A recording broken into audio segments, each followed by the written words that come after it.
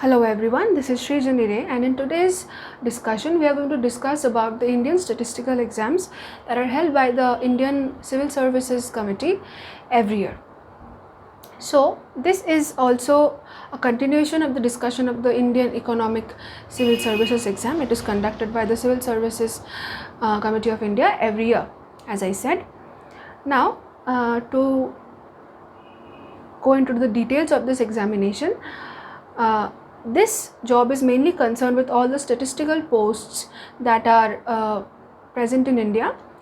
Now all the statistical posts that are in India were clubbed together to make one examination. Now this examination is liable to place you in any statistical field that is present in India. Now generally we all have 6 attempts, and the number of attempts can increase according to your caste status, which I will discuss later in the video. There are 33 vacancies, and there are a lot of little details about this exam that I want to explain further in this video. Now what I want to say about right now is that the registration is the initial registration of this examination. There are around 2 lakh candidates who are registering for the examination. So as we can all say that this examination is quite a difficult one, and it requires a lot of preparation, lot of dedication and hard work to actually crack this examination. That is why generally we get 6 attempts to pass this examination. Now, since this is one of the key parts of the civil services examinations of India, it actually the examination prepares us for the job. Now one might be asking that why are the civil services examinations so tough? Because the job is equally as tough as the examination. If you are not examined for the job that you want, then you will not be able to fulfill the criteria that your country needs. So that is one of the reasons why this examination is considered to be challenging, more challenging than other examinations. So but then you can be placed as a group A officer in many statistical fields of the country, which I will discuss later. Then, since I have discussed in brief about what this examination is, I should also mention that in 2022, the starting date to apply for this examination is April 6th, and it is ending on April 26th, 2022. Now, another important thing that I want to mention is this examination has 4 papers of statistics, which was not the case in the previous examination that I talked about. Yes, it had a different had an extra paper of Indian economics, but in this examination we have 4 papers of statistics. So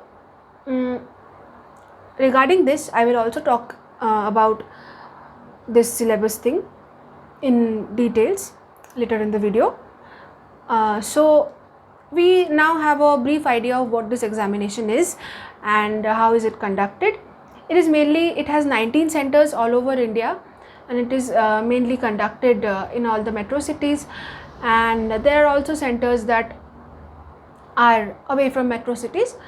So to get a very detailed knowledge of the syllabus, any civil services examination, the key to have a great knowledge on the examination that you want to take is having a great knowledge on the syllabus, because the syllabus has almost been same for quite some time, and you can practice the syllabus that has the questions that have been asked before, and there are lots and lots of books available. The easiest way to get a hold of the syllabus is to get a detailed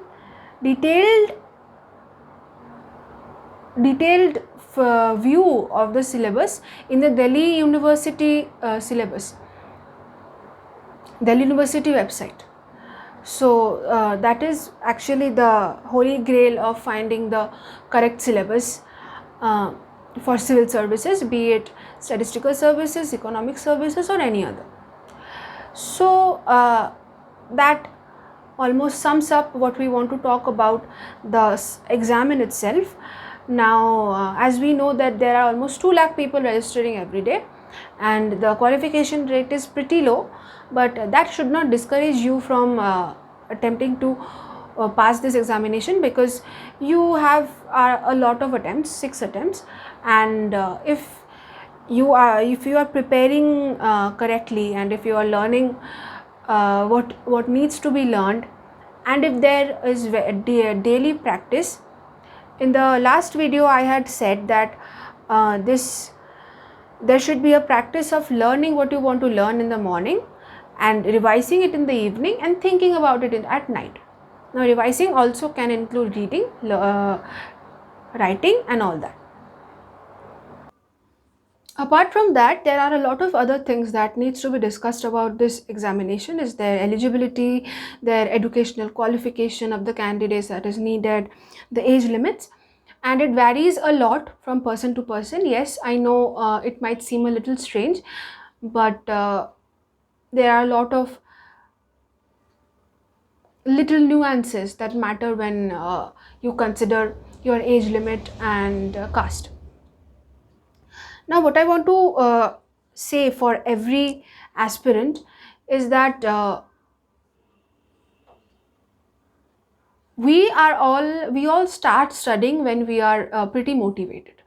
That is common for all of us. Now what is important during the entire examination is to stay motivated.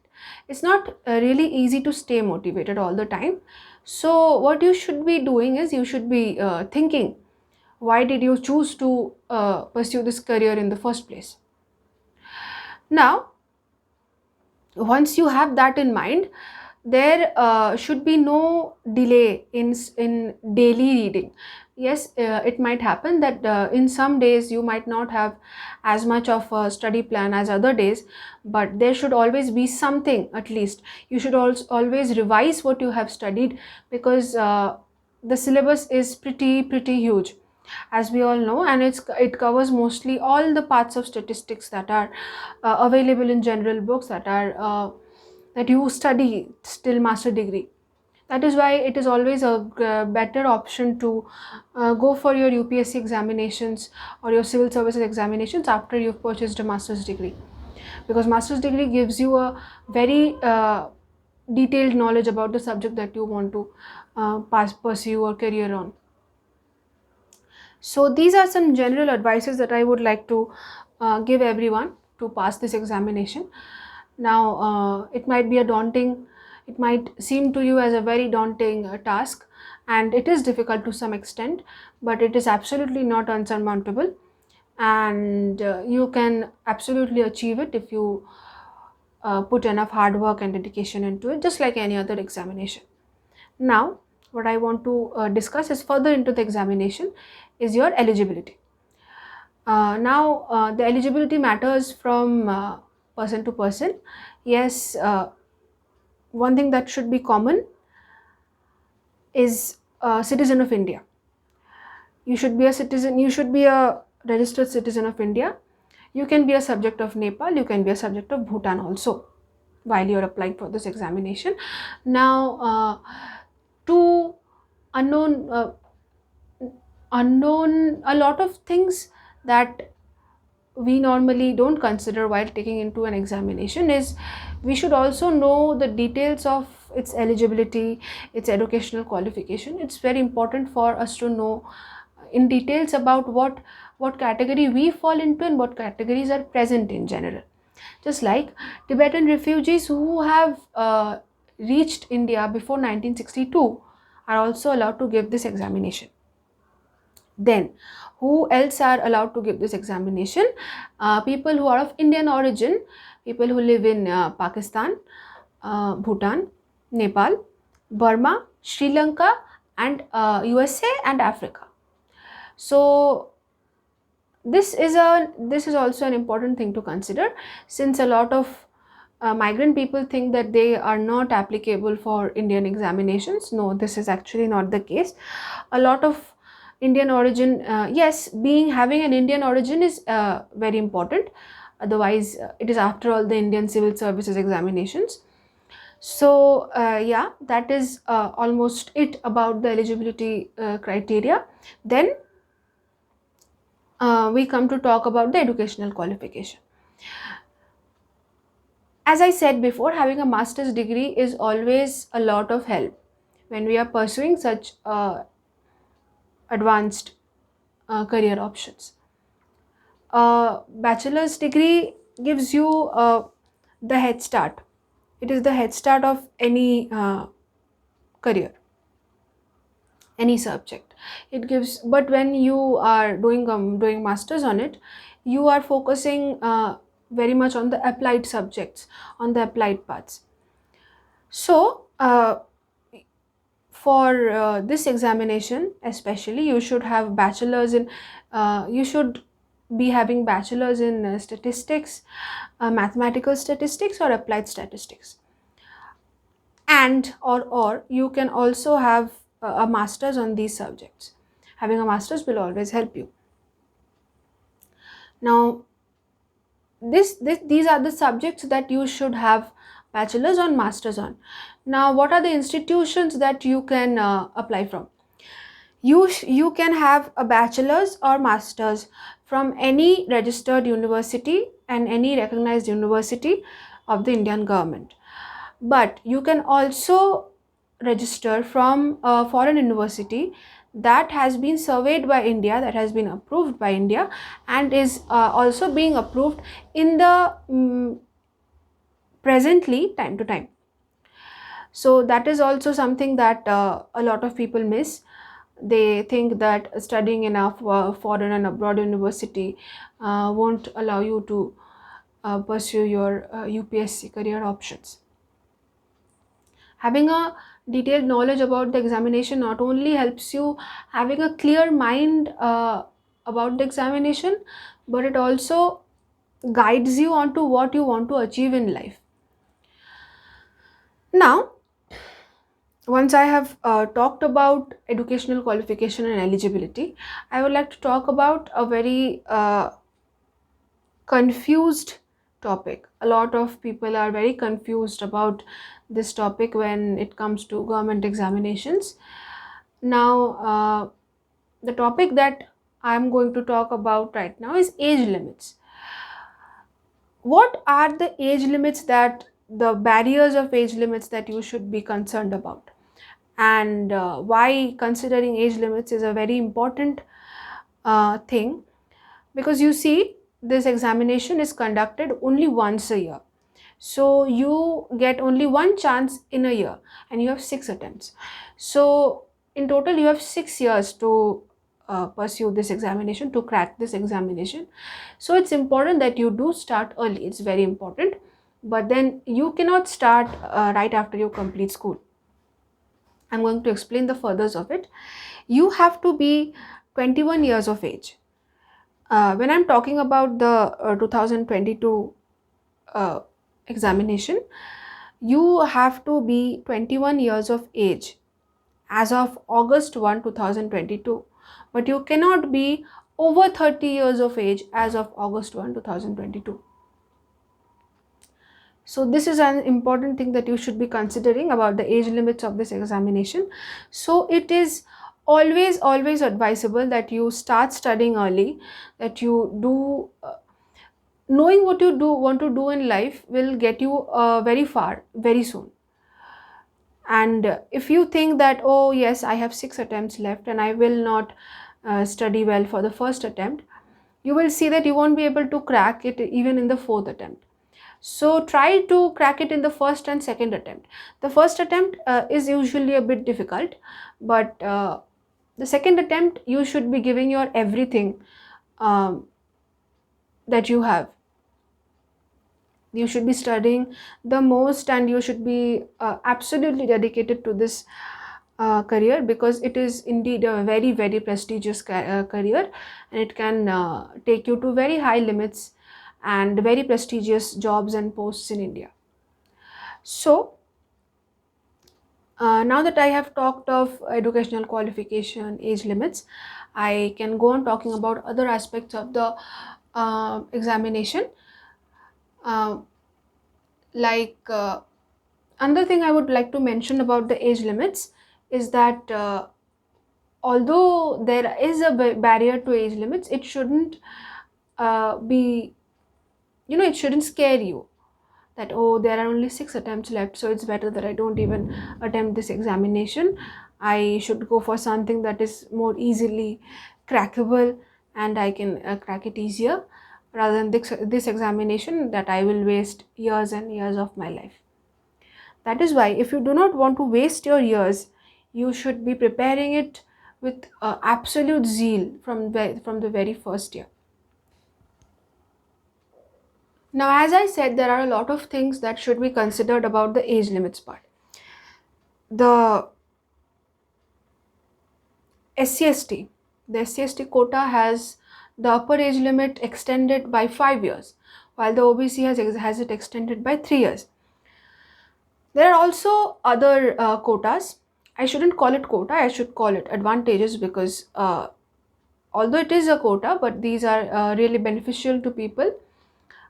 Just like if a candidate has been domiciled in the state of Jammu and Kashmir, then their attempts are increased by 3 years. Then if you have worked as a government employee before, and you are an ex-serviceman now, you have your upper age limit extended by 3 years.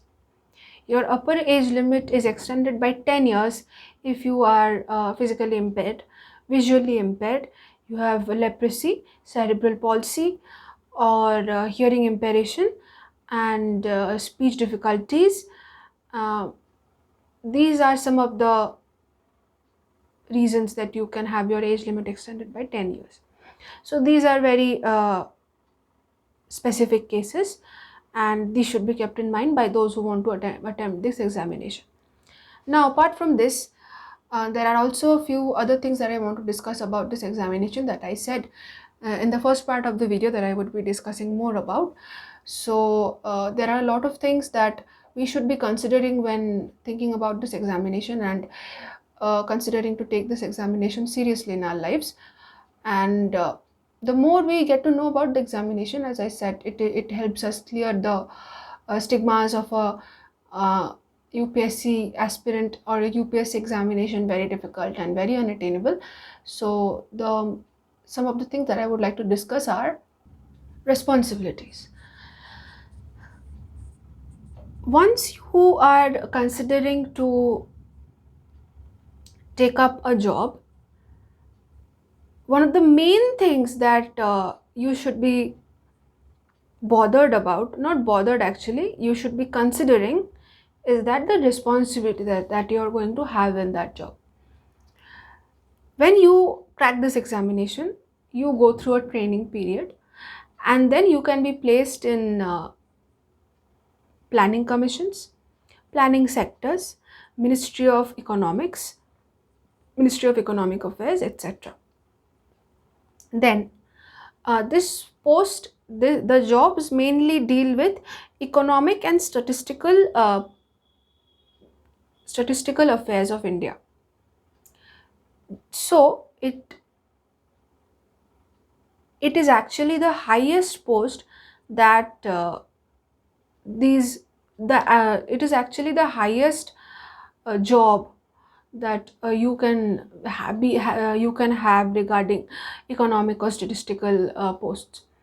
So you should be having a very vast and in-depth knowledge of statistics and everything related to statistics and economics.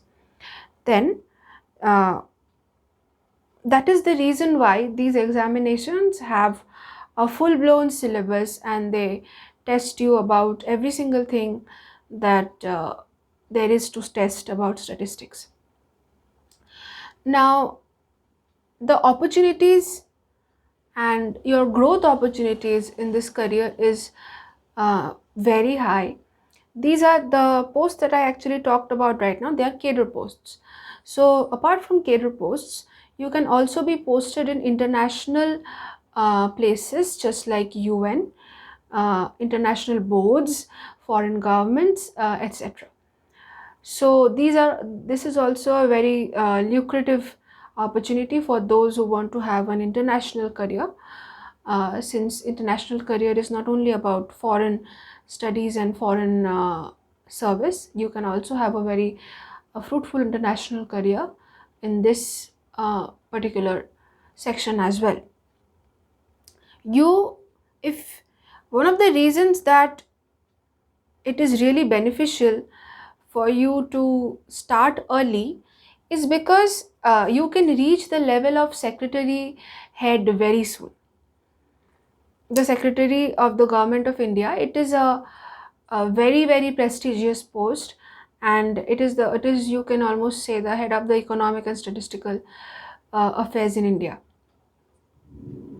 So starting early also gives you a head start, because then you can reach these posts earlier in life, rather than if you start at let's say 21 and you crack it by 23, then 23 or 24, then by then you can have a lot of time to learn your job, understand your responsibilities, and have a great time doing this job.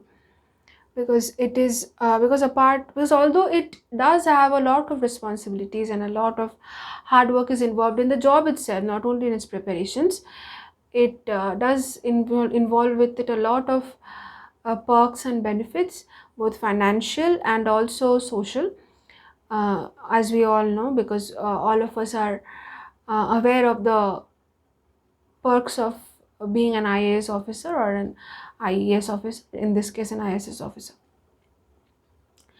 So these were the responsibilities. You will basically manage all the economic and statistical issues that are there in the country. You will be making plans, statistical plans. You will be calculating the statistics of India. You will also be comparing them with the old statistical records that have been taken. You will be comparing them with the surveys that have been taken previously, and you will be improving upon policies. You will be improving upon the state policies, the central policies, all kind of policies that are present in the entire country. So what this enables you to do is you can enjoy a life, enjoy your life, and you can actually create a career out of your knack on economics and statistics. So there are also a few more things that I would like to discuss further in this video. One of the most important things that should be discussed when I'm talking about the ISS examinations is the number of papers and then marks division. So firstly, we have general English. It consists of 100 marks. Then we have general studies. It also consists of 100 marks. Then we have statistics paper 1. It consists of 100 marks. And then there is statistics paper 2, paper 3, paper 4. All of them are 100 marks. Then when we you see, these examinations are not only tiring mentally, they are also tiring physically, because most of these examinations are of 2 or 3 hours.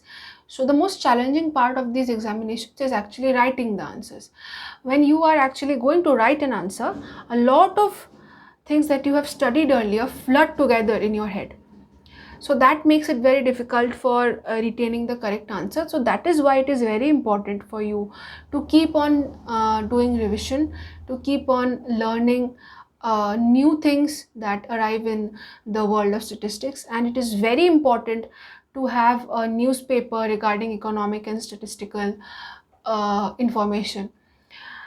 There are also a lot of surveys that are actually published regarding statistics, and magazines are also published regarding statistical affairs.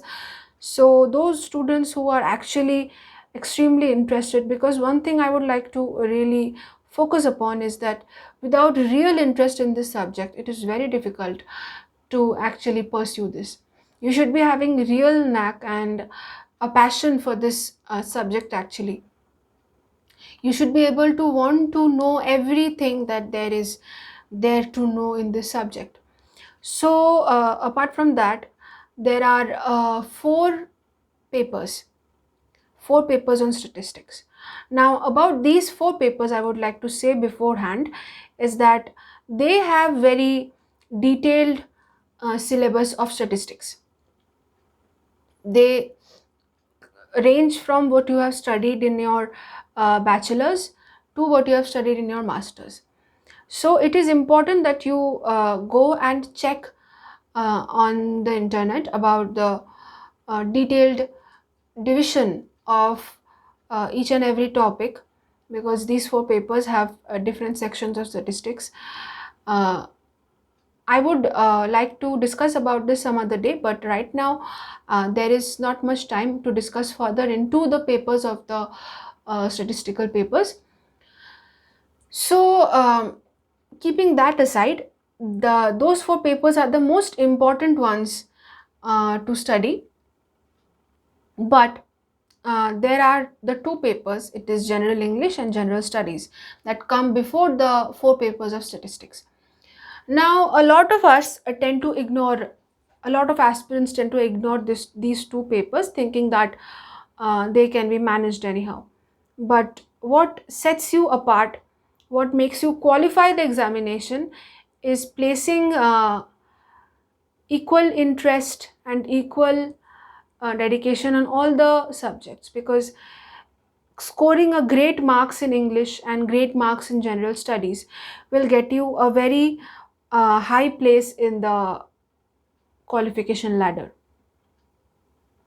You might put your night and day into your statistical studies, which you should definitely, but then if you ignore these two first papers, then it would be very difficult for you to crack the examination. Now general English I can discuss right now. It is mostly about précis writing, grammar, essay writing.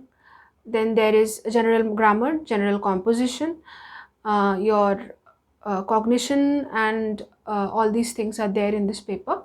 Your English should be pretty good, and you should be practicing your grammar and your problem solving skills every day. Then there is general studies. General studies includes polity, history, economics, and all there is to know about this general studies paper. Now although this is the Indian statistical examinations, statistical service examinations, you have to keep in mind that this is a UPSC and a civil service examination, and the main aim of civil service examinations is to test the candidate if they have an all over knowledge. So this general studies paper is made for that particular purpose. It tests your overall knowledge about everything that is going on around you, your social knowledge, the knowledge of your people, of your history, of Indian history, of world history, of what is going on around you, of physiology, psychology, and a lot of things. So now that I have discussed in details about these four papers, these six papers, I'm sorry, we should go and discuss a bit more about the last but not the least thing. It is the interview. What happens in the interview is, once we have cleared the final, after the preliminary exams there are the final examinations. After we have cleared the prelims and the mains, you are presented to the interview. The interview is most of the times it is the maker or the breaker of your career. I should not say career, I should say of your attempt, because an attempt does not define your career. So to make it a successful attempt, you should also place equal and utmost importance to your interview skills.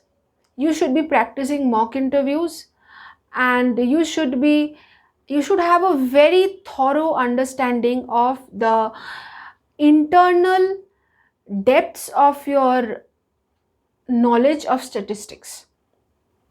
You should be extremely familiar to the real life working of statistical principles.